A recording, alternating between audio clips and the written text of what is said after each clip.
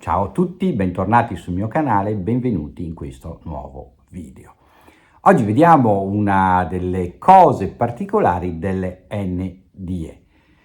cioè quelle che sono le prove più concrete, almeno empiricamente parlando, dell'esistenza della vita dopo la morte, dell'esistenza dell'anima o della coscienza, chiamatela come volete, che persiste dopo la morte fisica.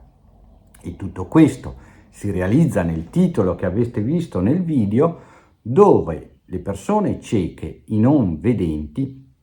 possono avere vere e proprie esperienze fisiche e visive del mondo che li circonda e dell'aldilà, riportando testimonianze così evidenti di quello che li circonda, del mondo che hanno visto, delle cose che hanno visto, che non sarebbero stati in grado nella loro vita fisica di vedere e quindi di raccontare.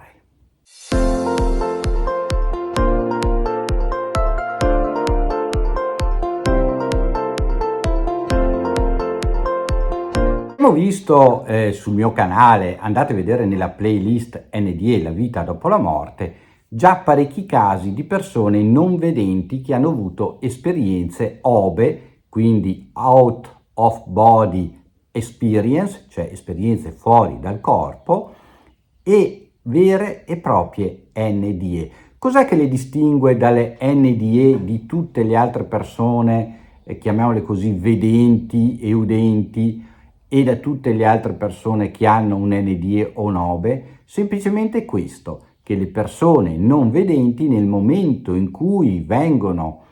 dislocate o sparate, se volete, fuori dal corpo fisico, iniziano a vedere, vedono tutto quello che li circonda, esattamente come li vediamo noi che abbiamo la possibilità di avere la vista nel mondo fisico.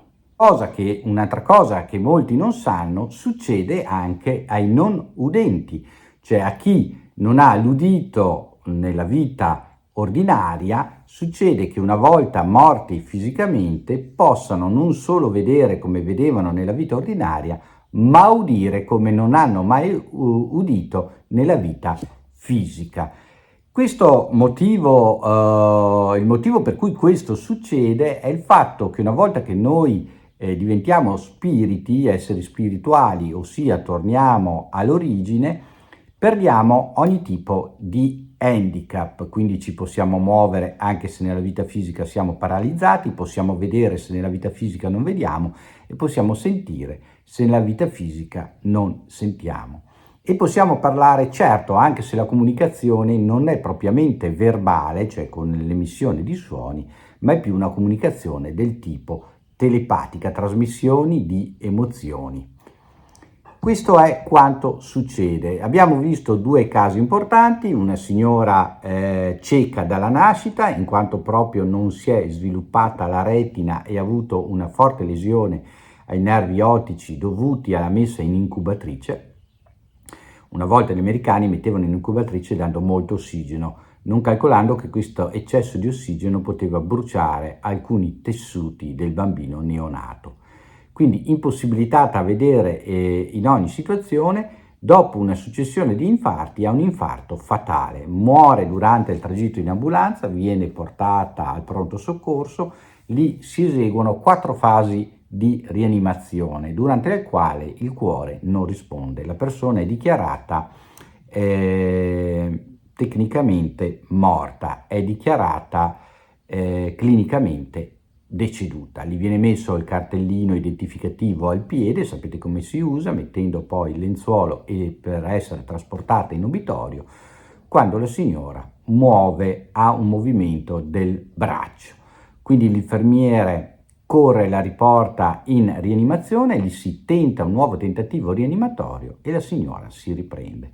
Il fatto eclatante è che una volta ripresa, la signora, che era cieca appunto dalla nascita, inizia a raccontare tutto quello che è successo durante la sua esperienza di morte clinica e quindi inizia a descrivere quello che è successo nella sala rianimazione il fatto che ha letto i nomi dei medici, il fatto che ha visto i colori, ha raccontato come erano i macchinari, ha raccontato quello che è successo nella sala d'aspetto qualche stanza più in là della sala rianimazione del pronto soccorso, e ha raccontato esattamente quello che ha fatto il marito di sua figlia dalla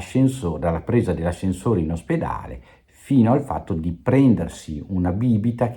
al cioccolato che lui solitamente non beveva perché proprio non gli piace. Questo con grande meraviglia di medici e infermieri, e questo è un fatto, è una prova empirica che nonostante il suo corpo fosse morto fisicamente sul lettino rianimatorio, il suo spirito, la sua coscienza, la sua anima, chiamatela come volete, si era recata altrove vivendo un'esperienza vera e reale.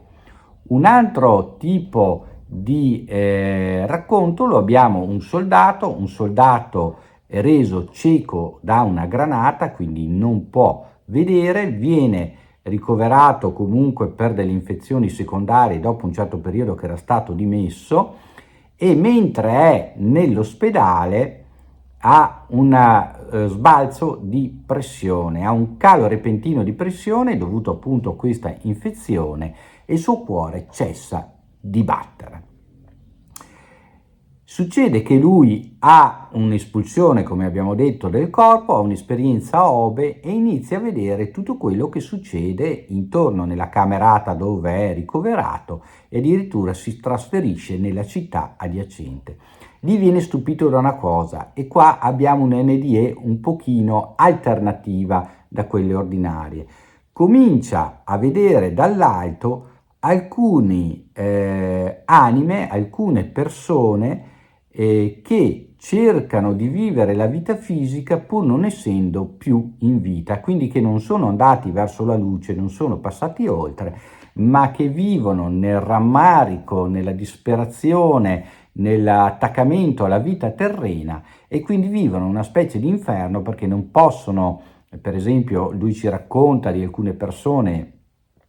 che vede dannarsi per cercare di fare le cose quotidiane, ma ovviamente essendo esseri spirituali non poter interagire nella vita fisica. Una volta che viene scoperto dall'infermiere che non ha battito, eccetera, viene prontamente rianimato. Una volta tornato nel corpo, lui racconta esattamente com'è la disposizione del letto, com'è la disposizione della camerata ospedaliera, essendo un ospedale militare, com'è l'esterno, che ha visto una macchina particolare, eccetera, eccetera, eccetera. E tutto questo viene ovviamente confermato dai testimoni, dagli infermieri, dagli avventori e via discorrendo. Come poteva anche lui, ormai reso cieco completamente e alla visita successiva confermata questa sua cecità totale, riuscire a vedere queste cose? Ecco come i non vedenti o